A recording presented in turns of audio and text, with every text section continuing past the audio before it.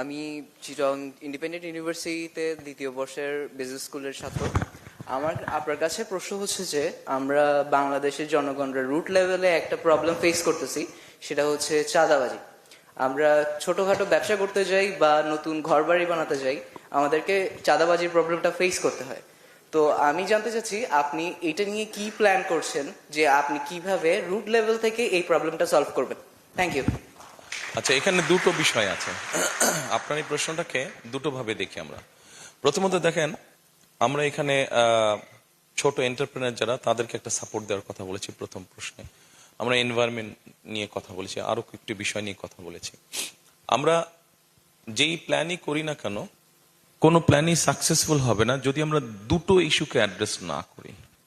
একটা হচ্ছে আপনি যে ইস্যুটা অ্যাড্রেস বললেন, যে প্রশ্নটা আপনার, যে অর্থাৎ আইন শৃঙ্খলা ব্যবস্থা বা মানুষের নিরাপত্তা, নিরাপদ করা মানুষকে, এটা যদি এনশিওর করতে আমরা না পারি, এবং অ্যাট দ্য সেম টাইম করাপশনকে যদি আমরা অ্যাড্রেস করতে না পারি, করাপশনকে যদি নিয়ন্ত্রণের মধ্যে আনতে না পারি, তাহলে আমরা যত যাই প্ল্যান করি হবে না।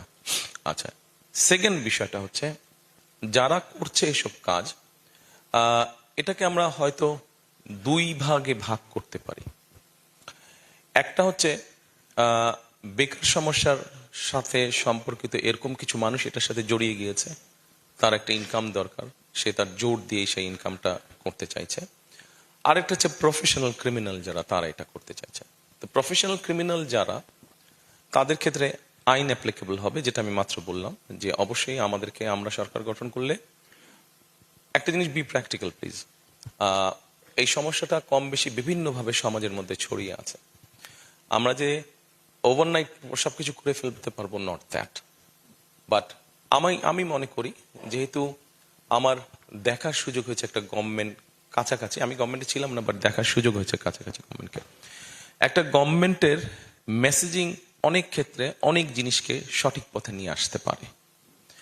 গভর্নমেন্টের থেকে যদি মেসেজিং যায় যে we will not tolerate this, তারপরে তো গভর্নমেন্টের বিভিন্ন প্রিকশন বা স্টেপস থাকবে, কিন্তু যখন মেসেজিং যাবে যে আমরা এই ধরনের জিনিস টলারেট করব না, আমরা করাপশন টলারেট করব না, অটোমেটিক অ্যাটলিস্ট 20-30% তখনই রিডিউস হয়ে যায় সমস্যাটা।